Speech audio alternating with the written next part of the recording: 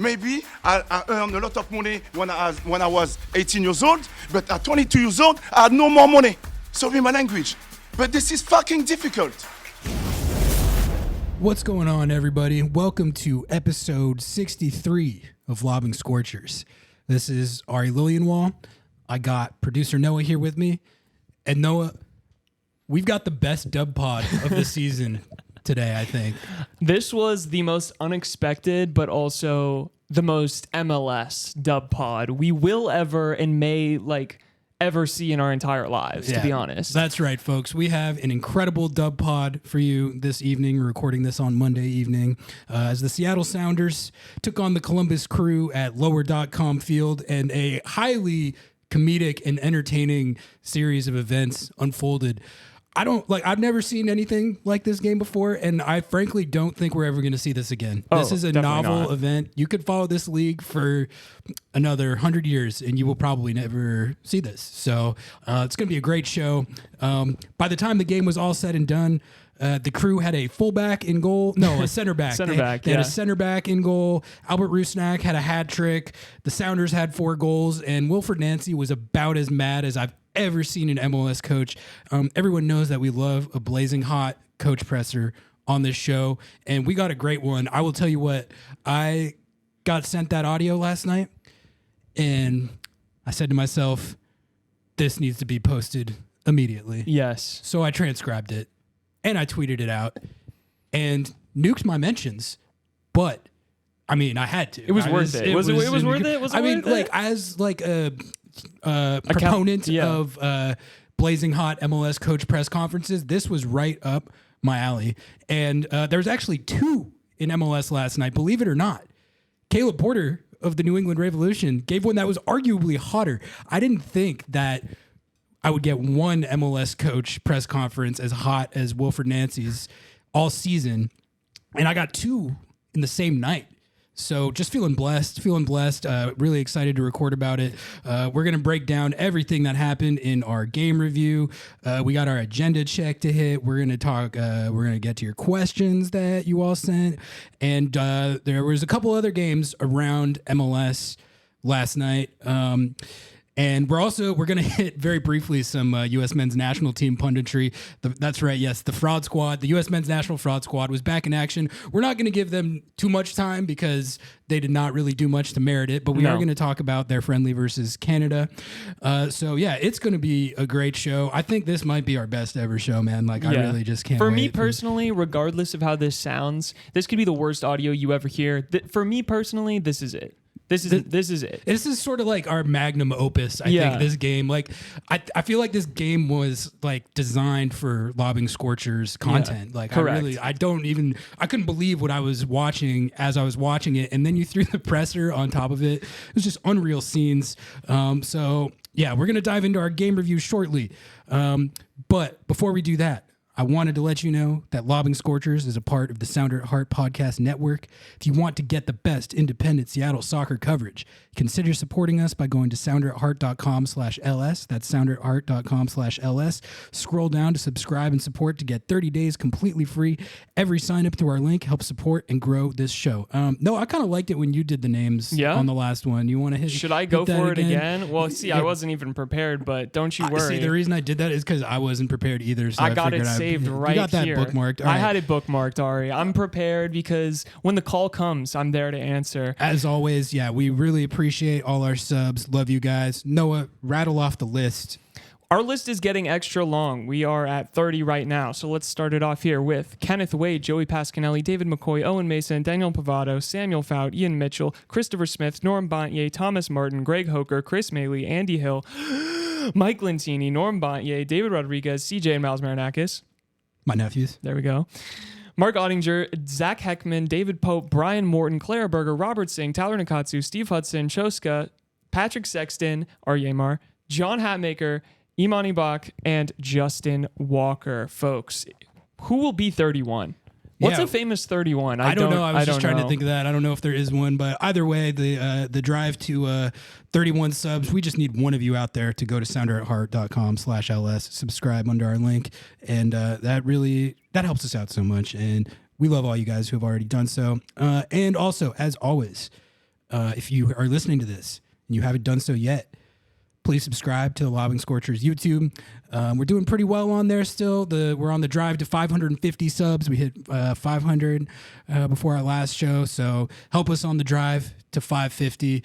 It's going to be such a fire show tonight. I think we're going to rack some YouTube subs off this. But thank you to everyone who's helping us grow on that platform. And shout out to our new audience on there. These video pods that we've been doing have been doing pretty well, like better than I expected.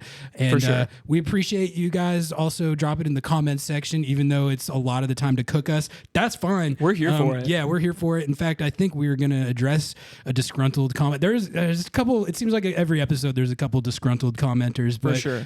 I'm in favor of that. So just don't stop cooking us on my account. All right, let's get into this game review. We hyped it up a lot, so we got to talk about this game because this was a great game. It was just a great game. It was a great dub. It was one of my favorite dubs of the last 2 years, I would say, both from an entertainment perspective and a comedy perspective and just the result perspective. Everything about it was phenomenal. And that shout out to the Columbus crew. That's the first thing I'm going to say about this, because they delivered this content by employing an interesting strategy before this game. This is a new tactic. I haven't seen many, if any, MLS teams ever do this.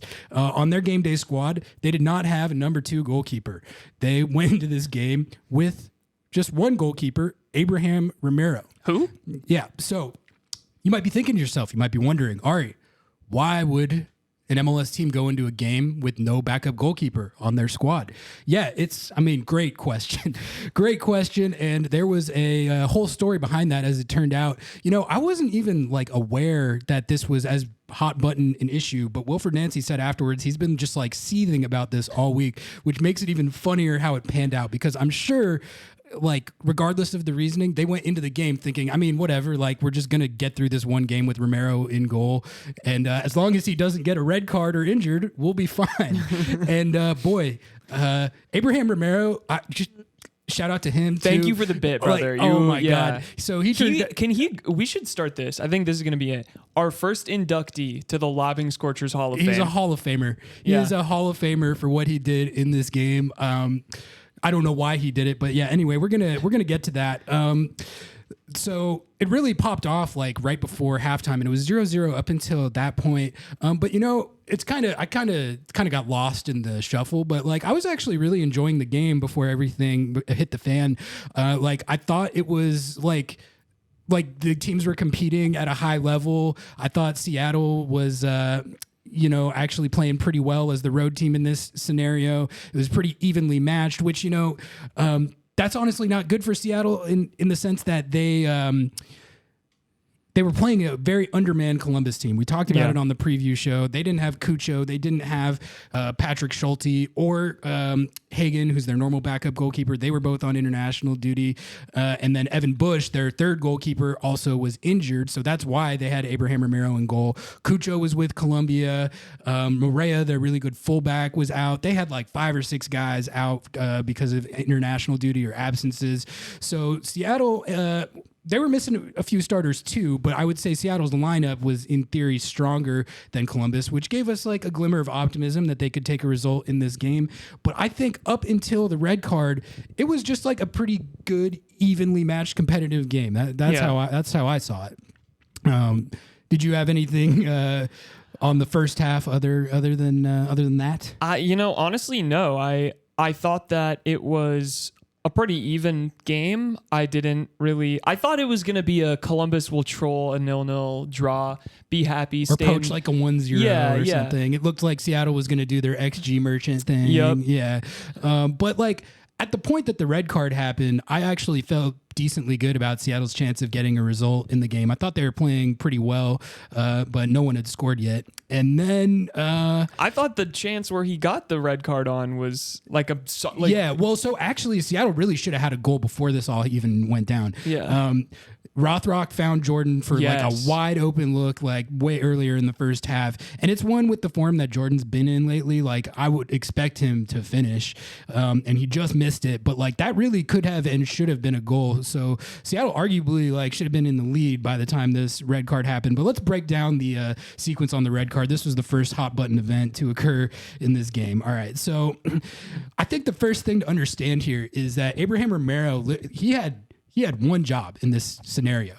Like, absolutely under no circumstances can you get sent off because you don't have a backup goalkeeper behind you. If you get sent off, a position player is going to have to go in goal, right? So he could not afford to do what he did, which was there was a ball over the top for Jordan Morris.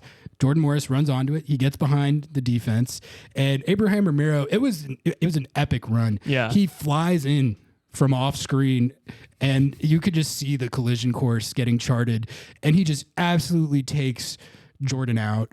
It looked like a forearm kind of to the head area to me, and I think there's a couple elements at play with why it's a red card. I mean, there's the challenge, which he forearms him to the head and neck area or whatever, and then also Jordan's like the last guy back too, so I don't know if it's outright dog so, but like the fact that he got taken out when he was in behind and the last guy on goal, I think probably factors into why that's a red card. But I think it's pretty clear, straight red, based on where the challenge happened and like the fact that he went high with it. I was surprised the commentators, when it first happened, they didn't really. I don't even think it registered with them. It didn't seem like they really thought that it was a red card or anything. They were just like, "Oh no, a terrible collision." And when I saw it live, I was like, "Is it?" Yeah, I immediately thought. I think that's probably a little bit red. And then I saw Schmetz talking to the AR. Oh yeah, you could hear Schmetz on the audio. Schmetz was like, "Hey guys, I mean, that looks like a card that should be pretty red." And you could see Seattle's players were also like, "Okay, I think." And then it became kind of clear what was happening, and he gets sent off, and from there it was just a great time. Seattle proceeded to absolutely beat the shit out of the Crew. Rusnak scored a hat trick. He had one off the free kick that was awarded. Yep. So Sean Sawatsky, who's a center back / defensive midfielder, I think, for the Crew, he ends up having to go in goal, and the first thing he has to do is defend a Rusnak free kick from a pretty dangerous spot where Jordan got fouled. And, I was of two minds on this. I was like, okay, this is great for Seattle's chances of getting a result in the game, but this is also feels a little dangerous because they were even saying this on the broadcast. They were like, if Seattle doesn't win this game and pretty handily, that's like embarrassing. Oh yeah. Because you have a midfielder in goal and you're up a man. Mm-hmm. So, like, you got to win this game. And I was like, okay, well, if Rusnak just buries this free kick right here, that would be a good start. Like, you got a guy who's never played goalkeeper in an MLS game before trying to defend this free kick. So, just get it by him right off rip. And that's exactly what Rusnak did. He stuffed the free kick. Honestly, man, like, I think there's a way better chance, obviously, that if it's Schulte or an actual goalkeeper in goal, that it gets saved. But it was a good enough shot where I don't even know if they would have saved it. It was a really nice shot. I thought it was placed really well. I don't know if it's Schulte or... I mean, Columbus has some great goalkeepers. Maybe they save it. Maybe they don't. But, like, it was... Sawatsky had no chance. Yeah, regardless, it was a great shot. It didn't hit the wall. He curved it around, side netting, great goal. He did what he had to do in that situation, was just get it on target. And like you could tell, and Schmetz alluded to this after the game. I mean, the game plan becomes just, there's no like percentages on your shots. Like just shoot as much as possible from wherever. So that was one element of this that was fun to watch because guys were just pulling up Steph Curry heat checking at times. Like Josh Atencio was getting in on it because like that's when on these rare occasions where you see a position player in goal, that's like what you have to do. You just have to shoot as much as possible and you're probably going to sneak a couple by them. It made me think about like, goalkeeping is like way harder than it probably seems because like this guy like going up against MLS attack that's been like pretty average at best, I think, this season. At times dynamic, but this is just like a relatively average MLS attack. And Zawadzki had no chance. None. And it was. I don't care that they were up a man with a center back in goal. It was phenomenal to watch. We can do our goal breakdowns honestly because there were some nice goals, even though they came against Sean Zawadzki. So Rusnak had the free kick right after the red card. Then the second one was Rothrock to Jordan. They actually. Redemption. They redeemed the one that they missed. Well, that Jordan missed in the first half. God, Rothrock, I wish Rothrock really should have had 2 dimes. He should have had 2 dimes in this game. And really, canonically, he has 2 assists in this game. He's somehow he's like a deep side character in this game because of everything else that happened. But Rothrock was cooking. Yeah, he was. This was like probably one of his, if not his best game, like from front to back. So he assisted on the second JMO goal. Then the third one, you had Rusnak again from. It was one of his shots from outside the box, assisted by Atencio, I believe, for 3-0. And then the last one, I mean, this basically just became like a training ground drill. Yeah. Like that's what it looked like when they're going against like the practice dummies or just like the drill they do before the games at Lumen where they're just like crossing it in they're and just shooting blasting it. That's basically what it turned into. That's what this last goal from Jordan to Rusnak looked like. But the finish was nasty. It was a nasty finish. I'm not gonna lie.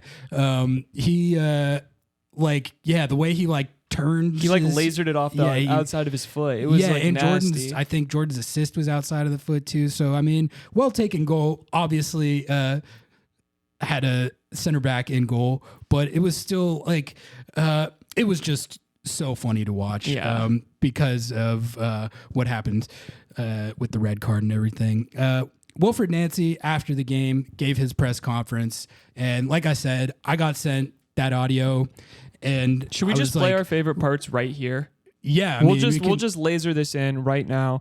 Take a listen to, would you say, top contender for most Blazing Hot press conference of the year? Easily. Yeah, so again, we lost the game tonight, obviously. And my plan was to talk about a few stuff already, win or lose.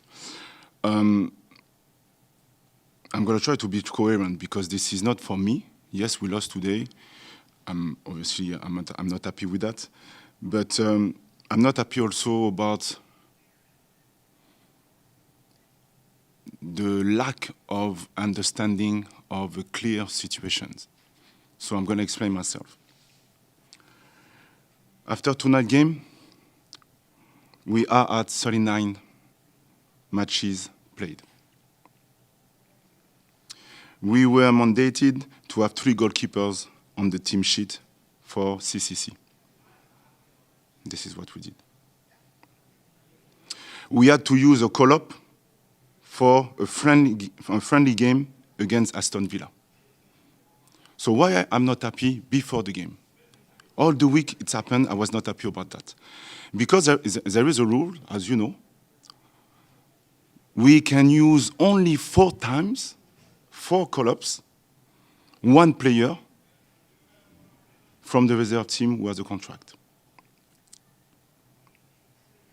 As you know the issue that we had with the goalkeepers, with Evan Bush. So we tried to anticipate that. We tried for adding a 4th goalkeeper, knowing that we could have a situation like this today. And when we asked before the game to have another call-up for our goalkeeper for the reserve team, they said no. Knowing that this game, Seattle,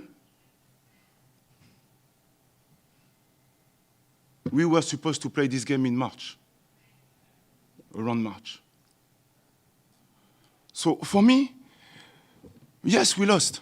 But again, the MLS, the league, there is a clear evolution about the way we do things, the numbers of games that we have. There is addition for the Leagues Cup, there is addition for the World Cup, and so on and so on and so on. We are pleased with that.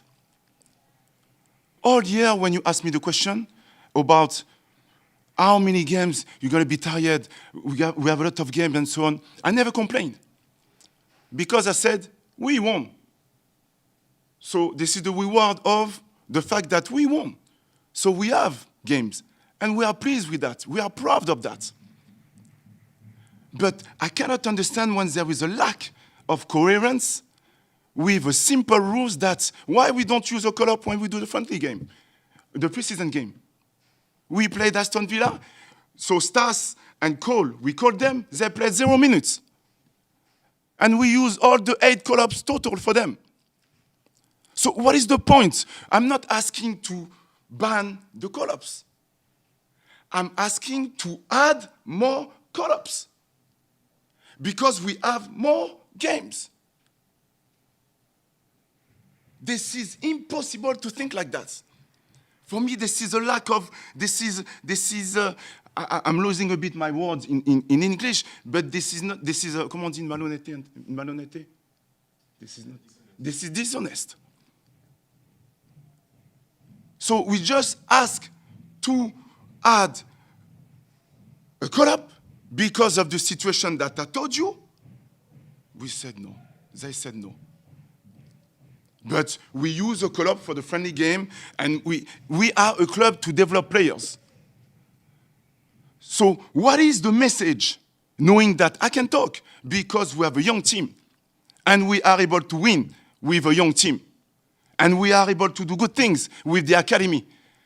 I'm really proud of all the players I went with the national team. I'm not complaining. I don't complain about that. I have no problem with that. I do this job for that. But why are we going to sign a player, a young player, a professional contract for 1 game, knowing that this is not the moment to sign this player? Because what is going to happen? What we're going to sign this player? He's going to come in the locker room. He's going to be part of the group, but he's not ready for that. So what is the message for the young players in the academy? Oh, yes, I signed a player because I didn't have a goalkeeper or they didn't have a player. Hey, to become a professional player, sorry my language, but this is fucking difficult. Taha, we signed him. Cole, we signed him. But there is different pathway with that. Cole, we had to loan him. Because there is different pathway to become a consistent player. I'm not saying that we will not sign players. I like young players. That's why I'm here. I like also old players. But we should have consistency. It's a wrong message if we don't adjust that. With the number of games that we have, it's a wrong message. The league wants to add more young players. No problem. I started my career at 18 years old. But I stopped at 22 years old. Maybe I started too fast. Maybe I earned a lot of money when I was 18 years old, but at 22 years old, I had no more money. So what is the signal? So we're going to sign a player to give him a good salary at 18 years old or 17 years old? Instead of winning $30,000, we're going to give him a salary of $80,000. He's going to be happy, but at the end of the day, he will not play.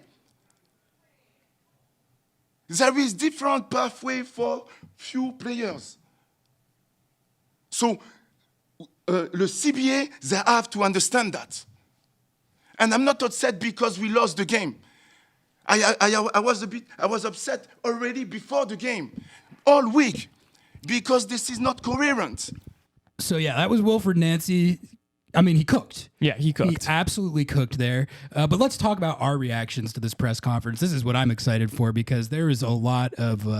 let's talk about why he's mad, first of all, and just what happened with this rule. I think this is important to understand, to like get the full context of everything that happened here. Yeah. But I mean, I'm going to try and keep this as simple as possible because I think it's a situation, it's one of those situations where people can overcomplicate things sometimes, and a lot of people are getting super in the weeds with the technicalities of the rule.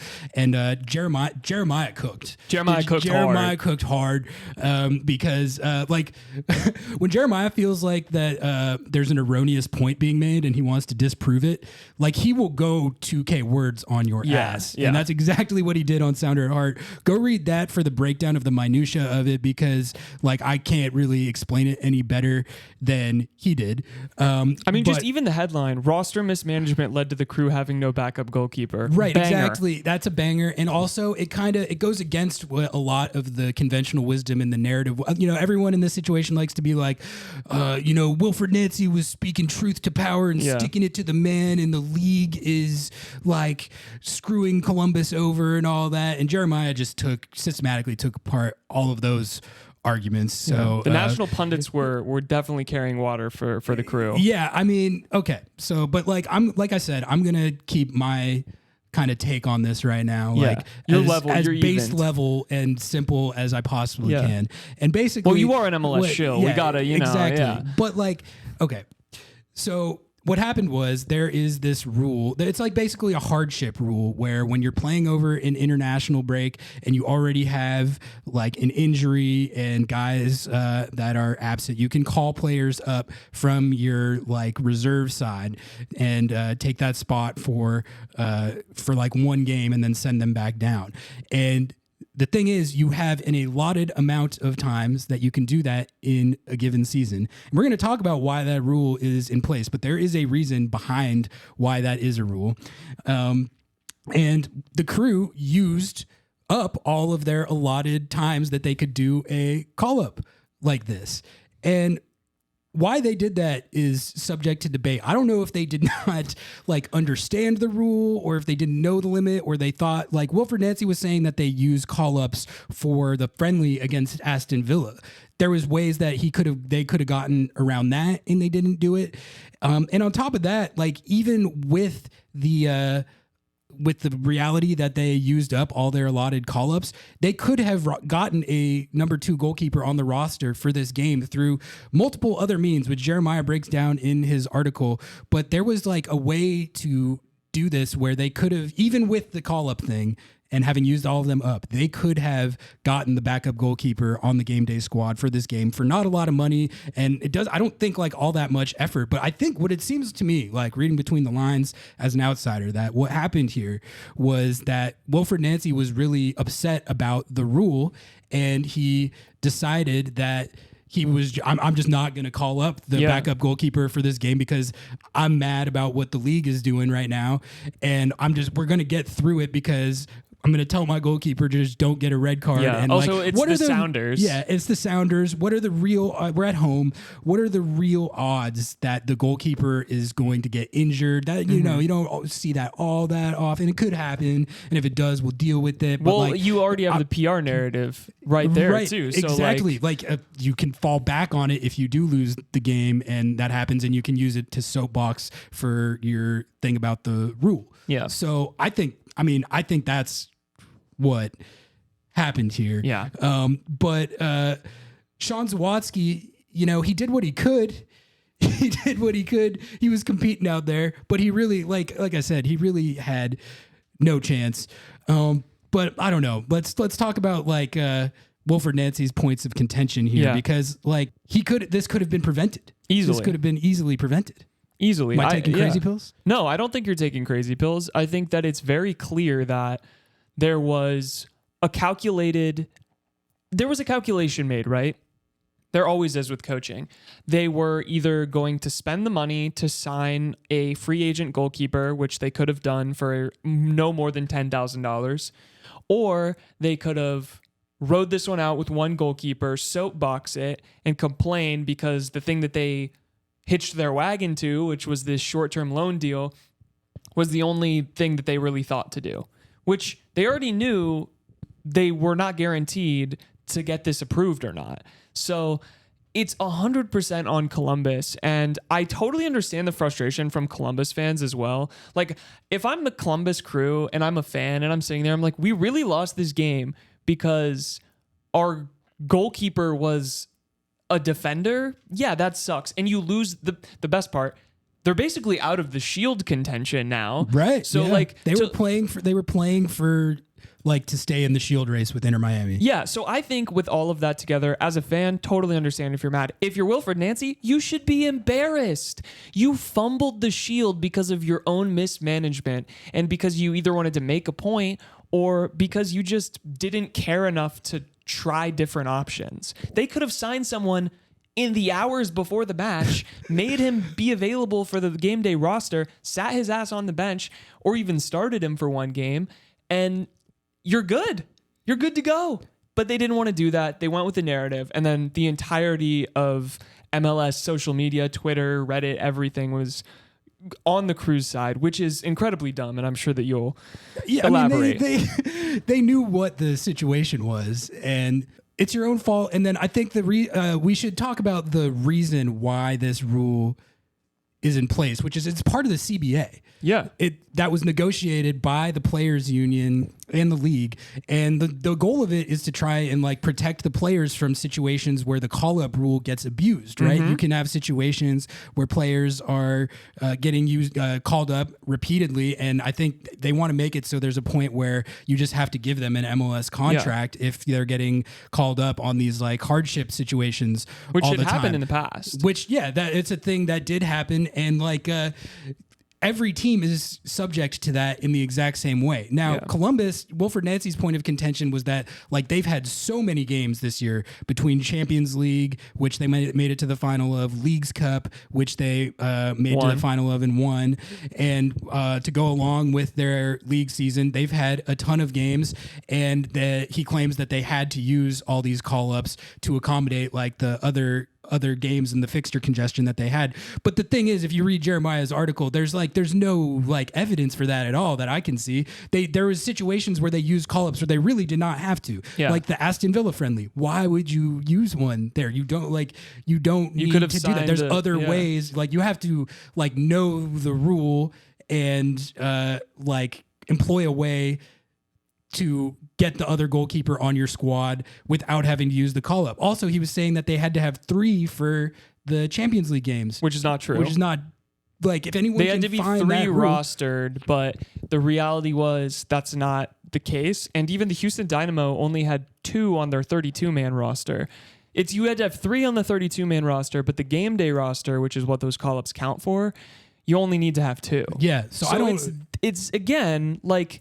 That's on you. That's not on the league. No, and like, I'm not like a big rules stickler kind of guy. Like I'm all for sticking it to the man or whatever. But it's the opposite of sticking it to the man. But like, you're sticking it to the player. Yeah. But also, it's like if you adjust these rules just for one team, then like, do you not have to? You're kind of setting a precedent that the rule is like flexible, and that other teams are going to be like, well, wait a minute, why don't we get? So I think that's why they're trying to like. It might seem like they're being hard asses about it or sticking to it overly rigidly, but like I really don't think that's what it is. I think it's a situation where if you have this rule that's in place in the CBA, you're undermining the CBA that you negotiated if you start giving exceptions like that. So this didn't happen to any other team.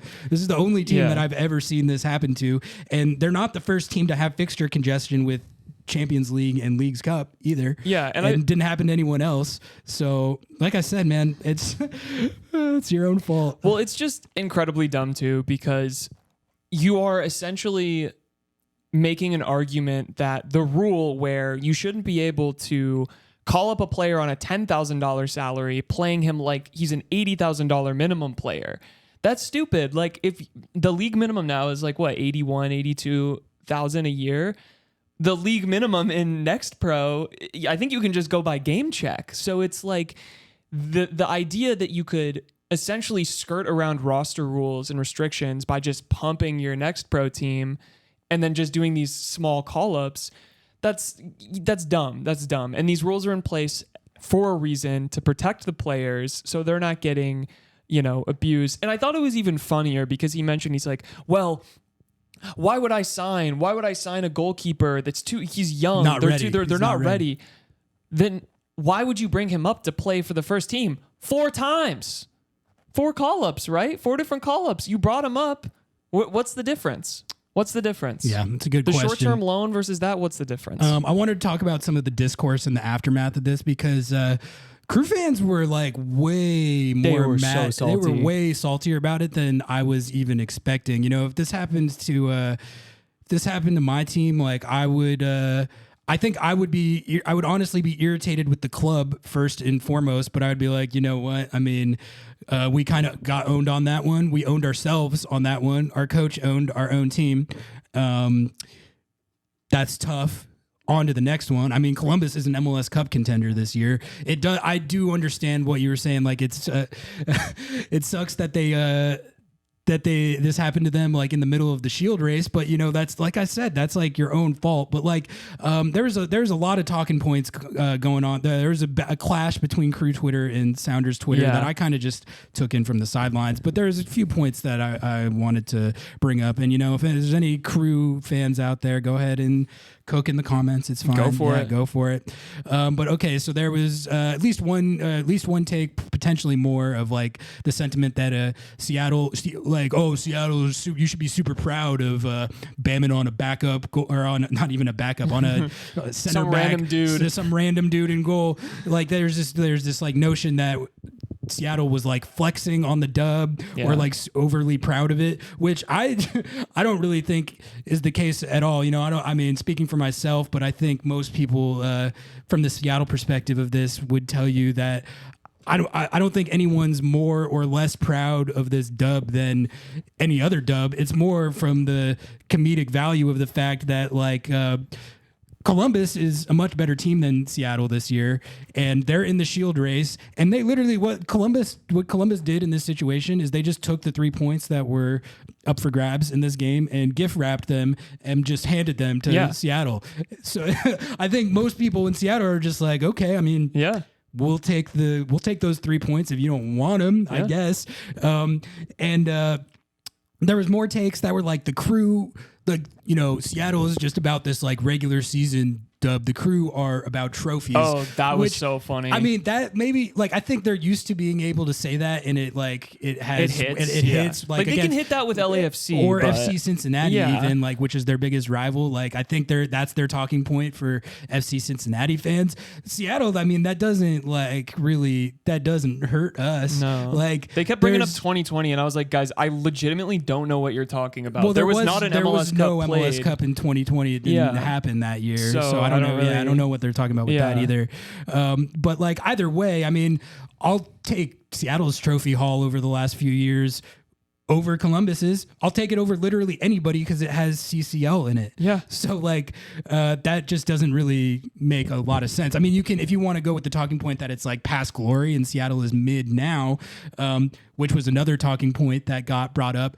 That is true, but that's exactly why it's funny. Yeah. Because we know that Seattle is mid better than Crew fans know that Seattle is mid. They're coming from that perspective by looking at the table. We're coming from that perspective having watched every single game this entire season and dating back to last season. So like that's definitely not news to us out here. Yeah.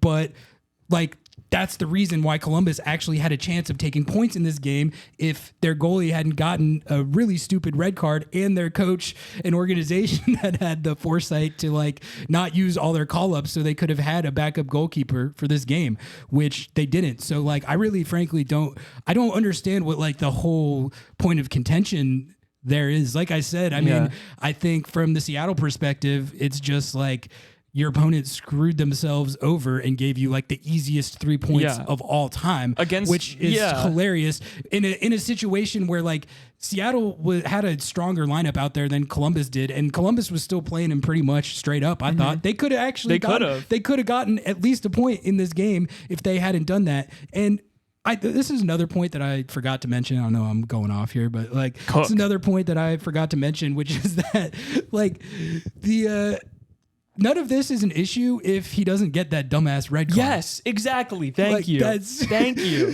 Like that's who you should be the most irritated with out of anybody, because Like, what is he doing? That's on the that? stupidest goalkeeper decision I've seen, I think, ever. That was just stupid. His defender had his defender had Jordan covered all the way for like another 20 yards past where he should be. And this man comes flying in off screen, RKOs him, charging. bro. He had watched one too many Tim Melia highlights. I mean, seriously. He was absolutely hauling ass to get that red card. It was unbelievable. Bro wanted that red card more than he wanted anything. But I think I said earlier, but like your situational awareness just has to be more acute than that in that situation. He knows that there's no backup. Yeah. And he still goes out there and makes that challenge. So where does anything Seattle did even like come into the equation? Like that's like this is the decision making of your own coach and then your own fourth string goalkeeper who did the one thing that he just can't do. Yeah. Like you cannot get sent off in this game. And like he got like a no doubt about it straight red. Yeah. Which is just unreal. Yeah. The added comedy to all this is that while Crew fans were still seething over this today, like 4 guys from Seattle got on MLS Team of the Week. I think Jordan, obviously, Rusnak did, Atencio did, on Christian bench, did. So they're getting like all these individual accolades. And then after the Team of the Week came out, Rusnak got named Player of the Week for like the hat trick, even though it was all 3 goals were bamming on Sean Zawatsky, which like, he could have saved one. It's it's too bad. It was kind of funny how like anytime he made a save, like the crowd they were going crazy. Which I did. I respected that. I respected that was fire. that too. So anyway, all in all, just an awesome series of events. I loved every second of that game post red card. You tweeted the Mike Tomlin meme. That's how I feel like. Yeah, we do not care. We do not care. We do not care about the the extent to which the Columbus Crew believe they were wronged by MLS in this scenario. Like the Columbus Crew did this to themselves. I was just shocked they weren't blaming the catering. Honestly, right, I thought that every time it's always something. It's always something. Yeah, that's the other thing that upsets me is like Columbus fans, man. Like I kind of get where Cincy's coming from. I defended you though. I propagated your conspiracy theories about getting poisoned in the CCL final. I was on that train, and I even propagated the take that if you hadn't gotten poisoned, that you would have won CCL. I'm off that now. Ooh. You guys got boat raced in the CCL final. Get wrecked. Get bammed on. Get clapped. You got absolutely bammed on in this game. That's unfortunate. It's really too bad. But it was fun for us to watch. Yeah. But it's really probably the most blazing hot discourse day of the season. The transcript that I tweeted of the press conference, my mentions were that a was tire crazy. fire. So I think that was like put in like 40 different internet articles too. Like I think that tweet was embedded everywhere. I do want to say one thing too. Yeah, Cook. I tweeted out someone quote tweeted me because I tweeted "You're welcome, LAFC," because as we know, we have this new contingent of LAFC fans. I'm peso pluma to them. We've bridged the gap a little bit. And so they obviously don't like Columbus. They couldn't get it done against Columbus. And so we had to, a real team had to get it done against Columbus. So I just tweeted out, "You're welcome, LAFC." That set them off so hard. You were deep in the trenches, and you were not taking the high road. No, and not at all. And so someone quote tweeted me, "Seattle fans define success differently." And I was like, all right, this is perfect. So all I said is, this is correct. And I posted a picture of the Crew losing the CCL final next to the picture of the Sounders winning the CCL final. Yeah, exactly. And it's like, dog, come on. Like that whole talking point of like, oh, we play for trophies and like you play for the regular, like there's a lot of clubs you could say that to. And I think, like I said, I think they're used to saying that. Yeah. This is not like a, that has, you have nothing on that. Yeah. You have nothing on that. Seattle's trophy haul over this last era is better than yours. That's correct. Not like, that's not us like flexing on it. That's just a fact. Yeah. I think it's better than everyone's because of the CCL victory. The the Crew, I mean, they're going to say they have 2 MLS Cups. You really got one. You have one. You got the COVID one, so that maybe counts for 0.5 generously. You got one Brian MLS Schmetzer Cup threw that and, too. And know? you got Leagues Cup, which like I'm not as much of a Leagues Cup hater as like everyone else in terms of that can be like, your other 0.5. That can be your other 0.5. It's a good trophy, and like no shade as far as the fact that the Crew are arguably the best team in the league right now. We constantly ride them. We on ride this them pod. all the time, and Wilfried Nancy specifically, we stand. We stand. That's why this conflict is kind of painful. He took the Steve C route. That's what just oh my god, it melted my brain because he hit the Steve C. It's the roster build. There's not enough. Blah, blah, blah. I was like, please, Wilfried, you're too good. You are too good You're of the a best coach to in hit the league. this, You're bro. the best coach in the league. He hit the coward button, and I can never forgive him for that. Honestly, it's like there is a lot of arrogance that was at play here. Yeah, this was like. We disagree with this rule and the way that it's being enforced. So to make a point, we're going to go in this game like smarmily with one goalkeeper and not use the mechanisms we could have to have a second one because we're above all this kind of vibe, right? Yeah. That's like what was going on here. And they got owned for it. Yeah. They got cooked. Destroyed. They cooked themselves. Yeah. And that is the most beautiful part of all of it is they did it to themselves. And out of the Supporters Shield race, which is just even better. And get bammed on out of the Shield race. No Shield for you guys this year. No Shield. Sorry. You gift wrapped Seattle the 3 points in this game and you gift wrapped the Shield to Inter Miami. You may as well deliver the Shield to Inter Miami personally. Yeah. You may as well. Or even Cincy. Like Cincy could come back potentially and hit that. Like how funny is that, man? How funny is that? And also, like, guys, why would we not celebrate that? That's hilarious.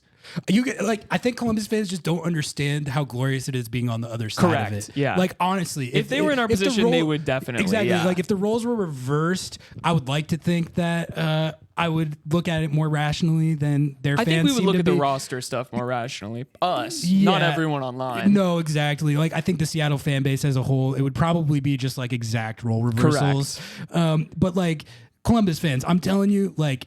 You're probably never going to get to experience this just because I don't think any fan base is going to get to experience like this exact scenario ever again because no team is ever going to go into a game without a number 2 goalkeeper ever again. I've never heard of a professional team willingly doing that. It's crazy. That is crazy. Like, I don't care what righteous point you think you're trying to make about the unfairness of the rule. You are putting yourself in a pretty dangerous situation where exactly what happened to them could happen. That can happen. Players get red cards and players get injured. And if you don't have a backup on the roster, especially for a goal, like a field player, you just can plug someone in and gut it out. But a goalkeeper, like you end up with, Sean Zawatsky in goal. That's what happens, man. That's what it's called. Taste of your own medicine. It's tough. It's tough. It was their Icarus moment. They flew too close to the sun. They thought they were the shit, and they aren't. Yeah. They got the shits again. So anyway, so I don't know. We went hard right there, but I felt like it was merited. Columbus Twitter or Columbus YouTube. If you guys want to keep the dialogue going, by all means. Give us the views and drop your thoughts in the comments. Please post in paragraph form. Exactly. The thing I would say though is again, like you have to understand the comedic and entertainment value from our perspective. Yeah. Like it is potent. And like, if you are high out of your mind if you think we're not going to laugh at this and revel in it a little bit. Right. Because like I said, the fact that Seattle has been a mid team this year and Columbus is the standard of the league right now is exactly the point of why it's funny. Right. Like that's like you can use that as a dunk, but that's literally the reason why the content hits so good for us. Yep. Anyway, did you have anything? Did we? No, I think we hit hit everything and more. That was an incredible segment. That was great. It was as good as I thought it was going to be.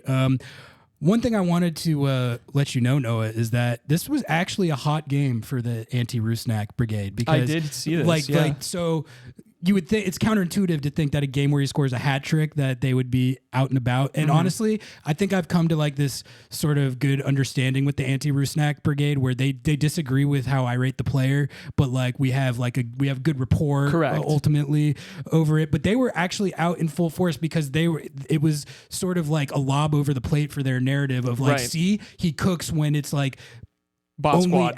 When it's a bot squad, when it's Sean Sawatsky in goal, but look at the LAFC game. He didn't do it against LAFC, but he did it against Sean Sawatsky. So it actually fueled the brigade. I did see this. Which, I just think there's two different ways to look at that. Like I'm a more optimistic fan by nature, and I try to have more fun with it. And the way I honestly look at it is when you're given advantageous circumstances, your job is to capitalize on it. Like what Seattle could not do is give Columbus any hope at all in this game. And they did a good job to take full advantage of the situation from the very first kick of the game when the game restarted. Yeah. Rusnak stuffs the free kick, like leaves they were thorough. They left no doubt about it. They absolutely bammed, which obviously not that hard to do playing against a 10-man side with Sean Sawatsky in goal. But like it would be way, way worse of a talking point if they didn't do that, right? Yeah. Like, so I give credit for taking advantage of the advantageous circumstances to Rusnak and for the team as a whole. That's exactly what that's how you handle it as a professional in that situation. Yeah, no, I agree. Listen, the anti-Rusnak brigade out there knows. They've even added me into the group chat. Sorry. Yeah, you told me that. That's crazy. That's crazy. They respect. I'm not joining that chat, by the way. But I'm glad that Noah's in there. We respect each other's differing opinions. We're like the UN out here for like anti-Rusnak brigade. But honestly, man, he did everything he needed to do. I don't really give a shit who you're playing. If they're a bot squad, you should bam on 4 goals, and he did. And it doesn't really matter because the goals were sick as hell anyway. They were sick as hell. He was torturing Sawatsky. Yeah. Like it was a little bit... it was like sad to watch almost at one point. Like that last goal that he hit on him. It's just like, bro, you have you could be in there and face that shot 100 times. You're not going to save it once. Like you are so chalked. You are more chalked than any soccer player I've ever seen. Like not through no fault of his own. Like I said, I actually kind of admired like how Sawatsky did out there. He was competing, and after Rusnak bammed the first free kick, he was like laughing. He was like, okay, here we go. Yeah, here we go. Like I guess this is what we're doing tonight. I thought that I was going to be playing CB like I always do. And now I'm out here facing a free kick from their DP10. Like, all right, pile it on, boys. And they did. With respect to the rest of the league, Albert Rusnak, 18 combined goals and assists. You know who has 19? Cucho. Rusnak for MVP? Rusnak for MVP? He's at 20 goal contributions in league play. He's at 20, and that's what I'm saying. It's like 20 plus. He's going to pass so many legendary Sounders this year with his statistics. So I don't even give a shit who they're playing. Put some respect on our boy's name, okay? Put some respect on our boy's name. I didn't even mean to open up the whole debate again. Put some respect on his name. Shout out to Slovakia. Shout out to Slovakia. Rusnak, I mean, the whole team like did their job after that red card. Like I said, man, like when the other team just gifts you the game, you have to take the gift. That's what the Sounders did. I was happy to see it too because of the content. All right, let's hit our agenda check, Noah, and then we'll do questions. I only have 3 written down. Tell me if I missed anything. I got the Georgie one first of all because we've been tracking that one, right? I guess this is kind of hard because it all came when the game was super chalked, but like I'm still in on the Georgie hype train. He had a couple of other nice moments, played pretty well. I like how he can take guys out one-on-one, and I'll call it strengthened. Yeah, I agree. I don't think there was anything to diminish it. Listen, okay, I know this isn't the Georgie. Actually, we'll get to it when we get to the De La Vega agenda, but I love Georgie. I want him to play more minutes. I was sad he didn't like hit, but like, dude, I like him. I like him. I don't know if he got the secondary for it, but I want to say he played Atencio before Atencio found Rusnak for the third goal. He's been goal dangerous. Yeah, no, it's a fun storyline, and he's been getting interviewed more, and he seems like an awesome kid. So yeah, it's a fun new little story. Second agenda I've got is that the crew are perpetually the victims of MLS or other assorted conspiracies. I mean, they always seem to be in the middle of this, right? You had the CCL final, you had the league conspiring against them to so they couldn't have a backup Right. goalkeeper. They wanted them to lose because they want Messi to win the Shield. Yeah. So Don Garber wanted to move them. I guess this agenda is strengthened. Yeah. Yeah. Apparently, the poster child club is it's you win League's Cup and the league says we hate you. I had to throw that one in there. I'm sorry. Strengthened to the moon. De La Vega as the savior. I think pretty much status unchanged. Maybe a small dip. Maybe a small dip. I don't know. I feel like we're still not to say the same thing every week, but like we're still just at this sample size where I'm gonna keep holding out hope until. Just a simple way that I kind of think of these things is that I do like a 1,000 minute check-in. That's like the first benchmark that I kind of look at. And so like I'm kind of going to gradually formulate my takes as he gets closer and closer to 1K minutes, like 1,000 to 1,200. That's sort of the area. He hit 350 Yeah, with this exactly. last, He's still at less than 500, right? Yeah. So we gotta see him more. We gotta let him cook. It's good that he's out there playing and getting through these games healthy. He's played. No, he hasn't even played a full 90, right? Am I wrong there? Definitely not since like the beginning of the season. Yeah, no, it doesn't even look like he's played a full 90. So like, I'll wait. I'll wait. I'm with you with that. Did you have any agendas, or should we hit these questions? No, I did want to add one more thing to De La Vega though. I was sad to see him subbed off so early. Yeah. How'd you feel about that? I mean, like they're gonna do what they think is in the best interest of keeping him healthy and keeping him fit. So I just feel like he could have gotten one, like even an assist, and I just think that would do so much for his confidence. It's true, in this, but also like at the same time, you could argue that like once you're up 3 goals, especially, like you can kind of just coast and you can take like guys who might be at injury risk or like I was kind of surprised to see Jordan and I think Rusnak was still out there. Yeah, they were out there. So I don't know if that was just like I said, it kind of became like a training drill at a certain point. Like I don't think anyone was even sweating in the second half really. But that would be like the counterpoint. Yeah, no, I see that. I want to see him play so bad, and I just want him to get. Yeah, I feel it. I want him to get his second goal or first assist because that man could be good, but we don't know. Questions? Yeah, let's hit these questions. What do we got? Thank you to everyone. Yeah, who submitted. The whole thing. Yeah. Mentions cooking, all of that. We'll start here. We hit on this earlier, but I just wanted to acknowledge that I did get some talking points from this and thought it was funny. With the supporter shield on the line and an open roster spot, how on earth do you not sign a keeper for this match if you're Columbus? Yeah, I mean that's a great question. It's a phenomenal question. It's one of the best questions I've ever heard. We're all wondering the answer to that. Yeah. This one comes from Kenny. Why does Columbus fan base think they deserve a charity spot in the Club World Cup? Should it go to a consistent champion like Club America, not bottlers with little depth?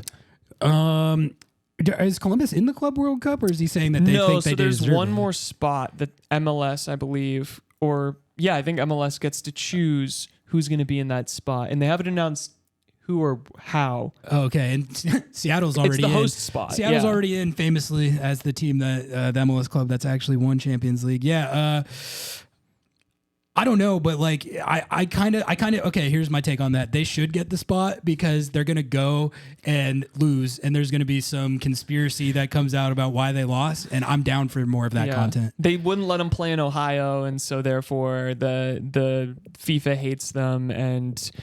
Infantano, is that his name? Or is he gone now? Whatever. I think it's so funny. I did see a bunch of Columbus fans like earlier, talking about, we're going to be in the Club World Cup because they were thinking they might win the Shield. And there's some rumors and rumblings that the Shield winner might get put in. I think that's a good way to do it. Yeah, that'd be sick. And then it goes to, this is a ploy to get Inter Miami in there. Okay, exactly. Okay, I see what's happening. Yeah. But honestly, like if you take that out of it, I think Shield winner getting this theoretical spot makes sense. Like people are gonna get their tinfoil hats on with that, and I think there probably is an element of forcing Messi into the competition. But like, I think it should be the Open Cup winner. Yeah. So it would be The Open Cup runner-up. I want Sporting Kansas City in the Club World Cup. So I mean, okay, it would probably be yeah, exactly. That's a good take. This one comes from Kenneth Wade. Thank you for subscribing, Kenneth. Considering the infinite number of ways this game could have gone, what is the likelihood that this is the absolutely most comical possible outcome? That's a great question and great point. It was absolutely the most comical possible outcome. Like I said, I still can't believe how blessed we are with how that game went. I was watching the game by myself, and I was literally laughing out loud during the second half. Yeah, no, and I couldn't stop. And after the red card, when I realized Sawatsky was going in goal, I was like, bro, there's no way. Yeah, there's no way that they did this and then got their goalkeeper sent off. It was like there is just no way that they did that. And the best part was, the commentators were hinting at this all game. They wanted this shit so bad. This was like commentator crack for them. I wanted it, but like, I didn't think there was a way that we would actually get it. Yeah. You know, like I was like, oh, that's kind of like they noted it, like you said on the broadcast. And I was like, okay, that's kind of weird, but like, what are the odds that the goalkeeper is going to get injured or sent off? Like, not that high. I really did not think that we would be blessed as such, but lo and behold. So good. God, this is just, I'm still like smiling ear to ear. We're on cloud nine if you guys can't tell. Yeah. So if Columbus owns LAFC, but LAFC owns the Sounders, how likely are we to win the MLS Cup? Say that one again. If Columbus owns LAFC, but LAFC own the Sounders, how likely are we to win MLS Cup? It's a good point. Pretty likely. Yeah. Pretty likely. I think, we just have to hope that LAFC gets knocked out, right? And then it's anything can happen from there. I mean, you might have to play the Crew in the MLS Cup, but like all you have to do is get their goalkeeper sent off. They're not going to have another one. Which like we've done it before, so This one comes from Spirit of 74. Does this match support Taylor Twellman's agenda of Sounders only smash on lesser teams, or are the Sounders really cooking right now after getting cooked? I mean, like, you definitely can't like make judgments on whether they're cooking or not on a game where they were bamming all their goals on Sean Sawatsky. But like the thing is, like the only beat bad teams agenda, we probably should have put that in agenda check. Yeah. We can just talk about that right now. The only beat bad teams agenda check is unfortunately going to be strengthened because yes, Seattle bammed in the game, but everyone who wants to poke holes in it or asterisk it can just point to the whole goalkeeper Sean Sawatsky debacle. So unfortunately, there's not all that much of a counterpoint to that. Yeah, no, I agree. I think that was like the most strengthened agenda of all of them in this past week. It's a tough thing to admit, but you know what? You can only play the people in front of you. And we still beat Columbus. I don't really care. I don't really care, Ari. I mean, get bammed on. Exactly. Get bammed on. Get smoked. Get smoked. Absolutely. This one comes from Rhett. Looking ahead, is it happenstance that the WWE wrestlers are in town the same weekend as Sporting Club professional wrestling enthusiasts? Wait. Oh. Sorry, I read this wrong. WWE's in town next weekend too? Oh, we should go to that. Dude, we need to get this. Oh my God. That's awesome. Good shout, Rhett. Thank you, Rhett, for pointing that out. We should go dressed as Tim Melia. Ooh. Should we, if one of you watching is going to WWE, if you send us a photo dressed up, just like even wearing a Sporting Kansas City shirt, anything, Venmo you some $10. Go for it. That could buy you one beer probably. All right, this one comes from Wicked Wise. Beyond just the goal contributions, is it safe to say that this will be Albert Rusnak's best season of his entire career? What about Jordan Morris's? I mean, statistically, this is Rusnak's best MLS season, I think. Even going back to the guy had some really good productive seasons for Real Salt Lake, okay? But I mean, I think the way he's playing this year and just the output that he's producing right now, like, assuming he stays on the same track for the rest of the season, he might have like a 10-plus goal, 15-plus assist type of year, which is, I mean, that's a great year. And, people are going to say that the hat-trick goals don't count because it came against Sean Sawatsky. Not true. They still put those on the stat sheet. They do, Ari. They go towards his stats, and they most certainly do count. So get out of here with that. They count. I'm preemptively Well, they stamping did that that. one out. They did that for They did Jordan that- last year. They did that for Jordan and Leo Chu in that game. That's not how it works. That's not how it works, folks. They count. I honestly like another anti-Rusnak brigade agenda is that he's only cooking this season because it's a contract year. I don't think that's true.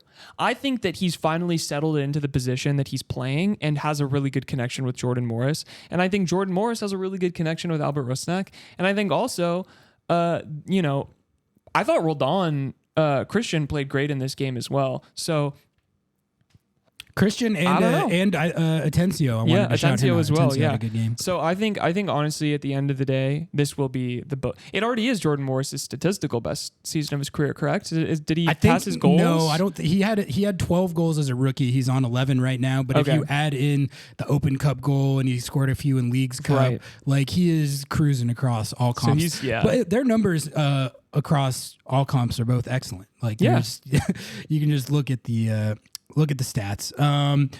All right. We'll call it right there for questions. Again, thank you as always to everyone who submitted and gets the discourse flowing. You can always blow up my mentions if you want, and maybe I'll see it, maybe I'll respond. Anyway, you all are much appreciated. All right. Should we get into some USMNT punditry real quick? Ari, I'm ready for more Schadenfreude. All right, yeah, we're not going to spend a whole lot of time on this, but I did want to report that the U.S. men's national fraud squad was back in action with a friendly against Canada and got bammed on. Emphatically bammed on by Jacob Schaffelberg, first of all. Canada had like 11 MLS players. That's pretty funny. Yep. But the main reason I wanted to bring this up was because have you been like following Jesse Marsh's press conferences after the game at all? He talk about a cooker. Talk about a guy who's in a pressure cooker. Every time they ask him about like the U.S. job and if there was any like conflict or strife about taking this job or if he wanted the U.S. job, he just goes, no. I don't want that job at all. It's a complete like joke of an organization, basically. I'm paraphrasing, but he's like, I'd like the way it's run. Like I'm not, I want no part of that. I'm way happier to be here. I feel like this is a better job. Like I'm vibing with this team. I don't want it at all. And I just think that's so like funny how blunt he is about that. And then I'm also like cook, Jesse. Cook. Like you're right. Like I would take your job over the U.S. job too right now. Yeah. Team's better. People have been calling me a traitor on Twitter because I was celebrating Jacob Schaffelberg bamming on a bunch of Euro frauds. I'm basically a Canada fan at this point. That's what I'm saying. I'm basically a converted Canadian. Like I like Jesse Marsh. Yeah, like I like Jesse Marsh. Their team's better. It's more fun. They're better. They're more fun strikers. to watch. Give me Jonathan David and Kyle Larin over Balogun. Yeah, all day. And it's like it's so funny too. Also, like honestly, watching that match, I thought it was hilarious how poorly Tim Ream played. Tim Ream played like a bot. He played like a Euro bot. I didn't really watch that much of the game, to be honest. Well, that's okay. Tim Ream. This is good punditry. Tim Ream basically gave away 2 goals, and I think that it's funny because it's like obviously I'm a very pro MLS narrative guy, but the fact that like Charlotte just signed him goes against. But like I don't count it yet because he hasn't hit 5 matches for Charlotte, so he's technically still a Euro fraud. That's Tim my Ream, take. Fulham legend. Yeah. Yeah, the Jesse Marsh pressers are funny, and also it's just like, I call them the fraud squad somewhat in jest, but like they're actually bad. It's not. It's and you know what's messed up about it is like I really do still think that there is talent in the pool in a way that like we probably haven't had in past generations. But like the idea of them as like a golden generation is almost like laughable to me at this point. They're fool's gold. But like one friendly against Canada does not define them. But like when you take into account like the Copa debacle and just the general continually playing below the sum of your parts, I mean, you can blame Berhalter if you want. That's fine. And hope that Pochettino's going to fix everything. Mm-hmm. I just don't, I'm not trying to be any type of way about it. I just don't know if these guys are are as good as we all thought they were. Like, Yeah. I'm really questioning it more than I have in the entire time that I've been following this new generation, which is, we followed their entire come up.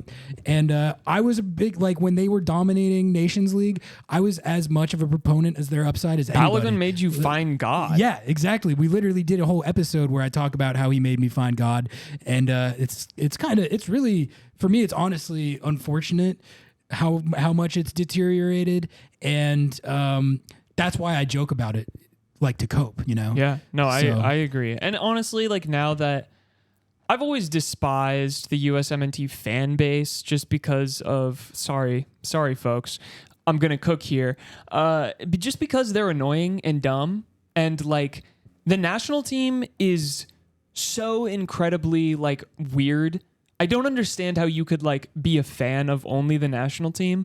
It's odd to me. But even more than that, like the fact that they will literally just hate on a player for no good reason and then find some 12-and-a-half-year-old guy who plays in the Netherlands who has his dad has a US passport, and they're like, guys, okay, I made this highlight reel of this 12-and-a-half-year-old, okay? Hear me out. I think he's going to be the next guy. We got to call him in.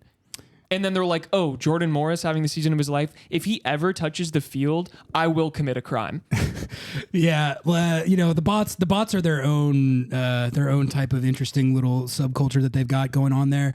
I don't really I don't engage with them much, if at all, anymore. I know you still like to poke the hornet's nest from time to fun time, a little bit. but like the one thing that I think what I would say about that is the kind of saving grace is that like when the national team is not doing well, they get upset, and that's funny. Yeah, 100%. That I'm always there for that content. And also, I'm going to celebrate if the U.S.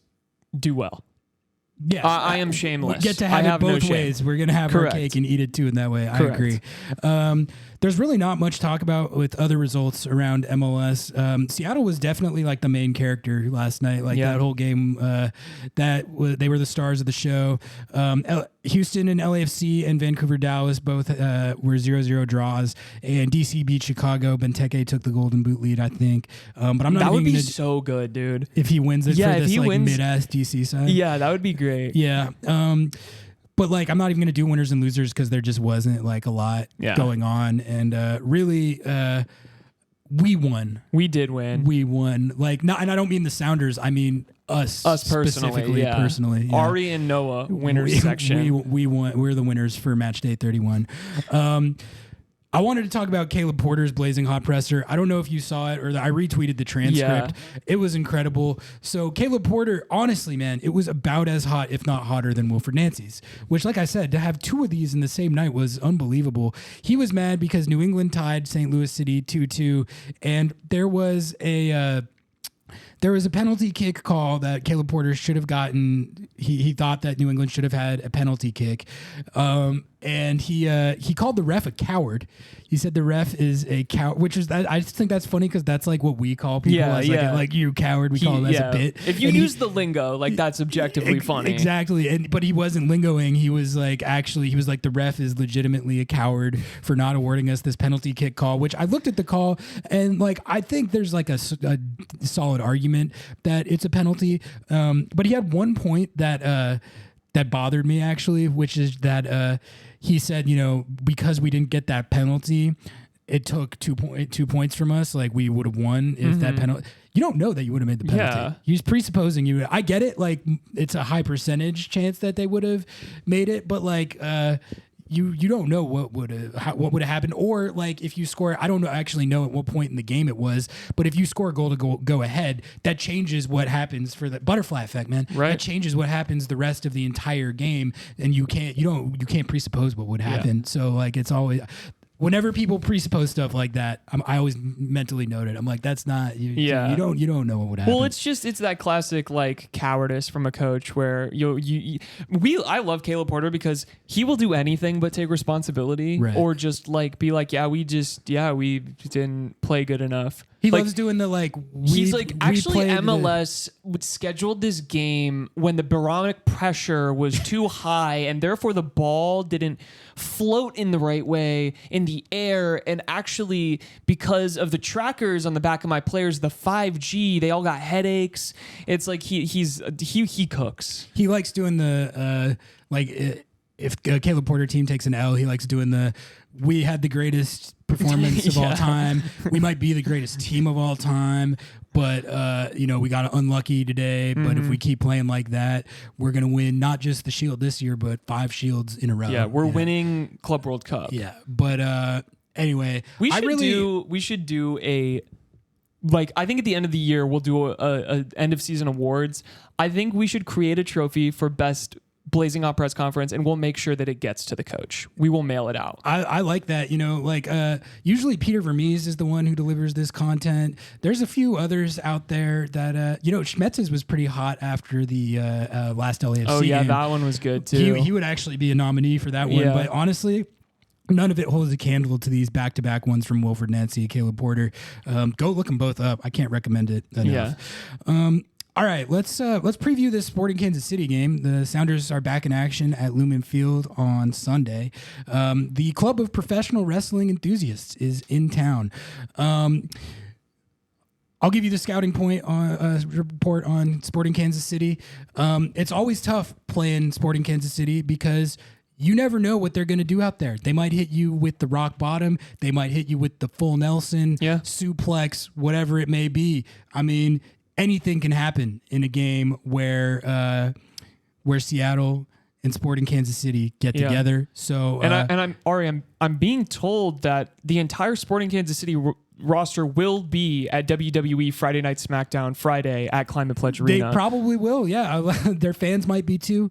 But in all seriousness, Sporting Kansas City, not that good. I mean, they were actually near the bottom of the table for a lot of the season, and they've been playing better lately. But I mean, they're 7-14-7 with a -8 goal differential. Have given up 53 goals this year. They're 2-9-3 on the road. They got a couple good players. I feel like Johnny Russell. I'm predicting Johnny Russell is going to bam in this game because it seems like he's been on a heater a little bit. He's been on a heater a little bit, and no matter what the form of the two teams is, whenever Seattle plays Sporting KC, Johnny Russell gets one. Daniel Salloway is a pretty good player. Alan Polito, he's been hurt a lot this year. I don't even know if he's available right now, but if he is, he's a decent MLS number 9 when he plays. He just doesn't play that much. Yeah. So there are guys in attack that can hurt you, but this team does not defend very well. They've conceded 50+ goals. Playing them at Lumen, I mean, you should win this game. This should be a dub. Yeah, really. has to be. It should be a dub. And one thing I was going to bring up, too, on that note, is that, Seattle moved up to 5th, right? Yeah. With this win. They basically got the best possible result from everyone else out of the table. And there is an opportunity to make a play here, to get in the top 4 and maybe up towards 3rd, man. Yeah. Because if you just grant that these teams, Real Salt Lake and Colorado, and even outside chance LAFC, if you grant that they're going to drop a few points along the way here, Seattle has the Club of Professional Wrestling Enthusiasts on Sunday. They have the Quakes on my birthday after that. We should go down for that. It's here.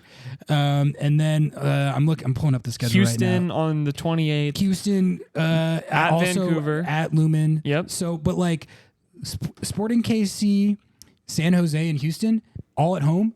Doable. You could get 9 from that. I don't know if it's likely based on They how might this get season's 5. gone, but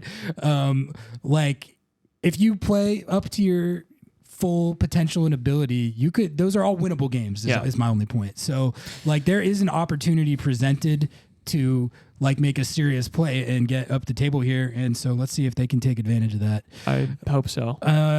All right. We had a couple other things to hit. I guess just one YouTube commenter, right? I saw this YouTube comment, and honestly, I like the format of YouTube because you can type, I think, unlimited characters in there. So people really get to diverge their full take. But one of our YouTube commenters had said this about our last episode, specifically the Taylor Twellman segment, where you were defending Jordan Morris. So here we go. I'm just going to read this out. The phrase I think you're looking for in cognitive sciences terms is confirmation bias. Oh yeah. Yeah. He was right. I'm glad you noticed that. That's what I'm saying. I was looking for that. Yeah. Damn it. You already have a bias and you look for the data to support it. Yes. So, yes, thank you. Gets into his cook here. While I generally agree with your takes, especially re the roster build, I wholly disagree with you using old data to support your argument. In fact, in sports, you're only as good as your last outing. Wish you had stuck with this season and focused more on just goals and assists they've created with plenty of big chances this year. But I think that's true, but also Taylor Twellman's argument was predicated on he's never been good. Jordan Morris has never been good in the big moments. I don't think TT would agree with that. I think his point was that he's never been good as the lone 9. Yes. Never been good as the lone 9. Not that he's not been a good player or necessarily a big game player, but he can't carry the load as the 9. So I guess like in that way, the take of like, can Jordan Morris score in big games might not actually be as relevant to what he was talking about. But like, even outside of the TT take, there has been a pervasive thing of like Morris and Rusnak are feasting on the bad teams and they're not scoring against and they're not producing against the good teams. And the counterpoint that I was trying to make is that throughout their careers, especially Jordan Rusnak, like I followed him decently close on RSL, but I can't speak to it as much. Yeah. But like go look back through Jordan's entire MLS career and he scored in the biggest games against good teams, in CCL, for the national team against Mexico, and in World Cup qualifying. Like this idea that he is a like merchant that only feasts against low-level competition, it's just never been true. It wasn't true when people tried to do it for the U.S. national team, like to undermine his U.S. national team production, and it's not true about his MLS career at all. So that's what I was talking about with that. So yeah, I'm not exactly sure what's meant by using old data to support your argument. I think you were talking about, he's won these trophies, he scored in these big games. Right. He's been, without him, they wouldn't be in the position that they were at, which was directly addressing Taylor Twellman's thing. What I think we can also take from this is like, yeah, look at this year, man. It doesn't really matter if it's a big opponent or a small opponent. There's points being got from Jordan Morris, and maybe you can use him as a centerpiece. And also, at the end of the day, he's having one of the best seasons of his entire career. So, Taylor Twellman, your agenda has been checked. Yeah. Well, it's real quick. I know we got another comment from someone who said that like they didn't like that we spent the time that we did on the TT take because he doesn't represent the fan base. And what I would say to that is that's exactly the point. Yeah. Like if you're only focusing on what represents the fan base, you're getting a narrow perspective, and you're also getting what is often an emotional perspective. That's why I like to zoom out and look at what the national pundits are saying and see if their takes align with how I see things, because they're coming at it from an entirely different lens. I don't think it's very informative or instructive at all to only look at the perspective from the fans that are emotionally invested in it and follow it day to day. Correct. Like part of that is because I'm like a media junkie and I'm always like looking at the news and stuff, and I can't help it. But I do think like there's times where the national pundits dish takes that I think are interesting to talk about. So we're going to keep doing that. Matt Doyle wrote a whole column, shout out Armchair Analyst, on MLSsoccer.com. We got to get him on. We do, yeah. It's like a new era of what it's going to look like for Seattle. I can encourage everyone to read it because, again, he's been sort of a proponent of like that the Craig Weibs wait and see approach and not cooking in this transfer window right away was actually like the right way to approach the roster build, like considering the De La Vega injury and the fact that they don't know what type of running mate to sign for De La Vega because they don't even know if he's good or going to be productive yet. Yeah. So like there it's just, you don't have to agree with it, but like these are good points, guys. Like these are things that Craig Weibs and like the organization, like you don't have to agree, like I said, with them not signing anybody, but it's stuff that they would be irresponsible not to think about. Like they just would. And so that's not defending the approach to the transfer window at all. That's just like kind of Doyle did a good job, I thought, of laying out the type of stuff that like a GM and an owner have to think about when they're scouting and doing signings and managing their roster. And it's not always like as black and white as people make it, I guess, is my point. And that's another reason why monitoring the national pundits can be beneficial, because they'll bring up stuff like that you might not have thought about. And remember, you don't always have to do it. You just got to listen to Lobbing Scorchers. We'll spoon feed it to you. Yeah, exactly. I'll always keep you guys like appraised of what the national pundits are spouting off about. Anyway, thanks for that comment. Thanks to all the YouTube commenters. There was a lot of good ones on there this week. Yeah, there's some good ones. And you guys like feel free to let it rip. Like we want the engagement, but we also like it's good discussion. And like we're fully aware too, like we get on here and we fire our takes from the hip. We're wrong all the time. We're wrong all the time. So like it's like no hard feelings. Like no hard feelings if you cook us. We really don't care. We love it. All right, I think we're good to call it there for episode 63. That was a great time. That was probably one of my favorite shows that we've ever recorded. This was my favorite game of the season, my favorite dub of the season. I don't really see it being surpassed unless Seattle goes on like a crazy playoff run where they upset somebody or something. It was hilarious.